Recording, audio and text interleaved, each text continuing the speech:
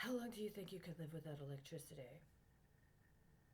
I mean, literally, short of having to be on a ventilator, or no, even if you had to go get dialysis weekly or even monthly, there could already have been emergency measures put into place. How long do you think you could live without the energy grid giving you energy?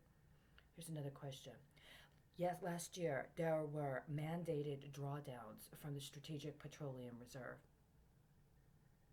There had been a declaration, so far as I know, that was uncontested by Donald Trump saying that when the policy changed regarding the Strategic Petroleum Reserves, that he wanted it filled with 100% American produced oil, which is not the case as it is right now. How long do you think you could have lived without electricity if by the time frame that is identified on my blogs there had actually been a shutting down of the gas and oil production facilities and the refineries in Texas pending an actual arrest and prosecution of members of the energy sector that had engaged in the heinous and unacceptable crimes that were already ongoing in Texas, but that could have been stopped with appropriate leadership last year.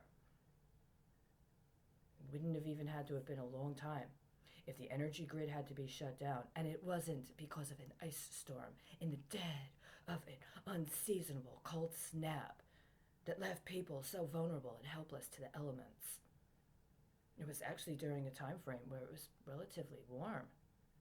Wasn't even so hot that being without air conditioning could have given people the other side of the coin when it came to being exposed to the elements. It wouldn't have had to have been very long if there had been appropriate leadership. The absolute maximum would have been what? 2 weeks?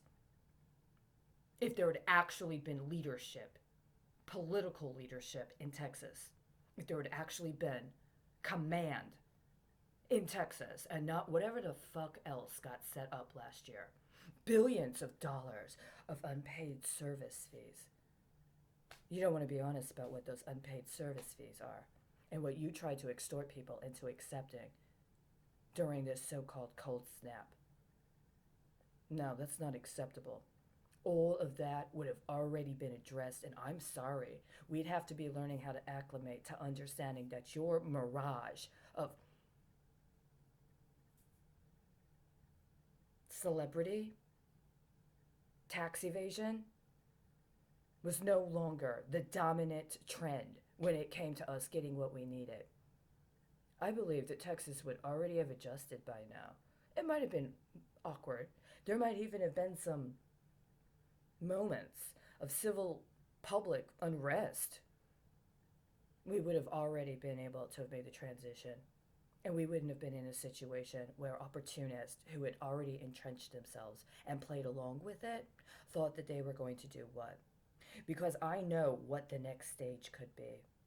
I do.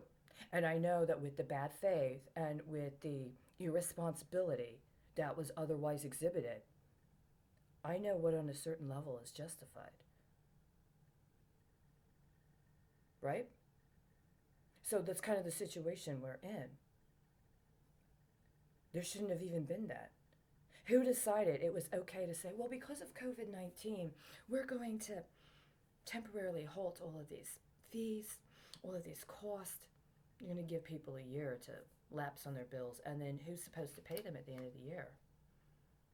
No, no, no, no, no. There was no legitimate reason to even accumulate that.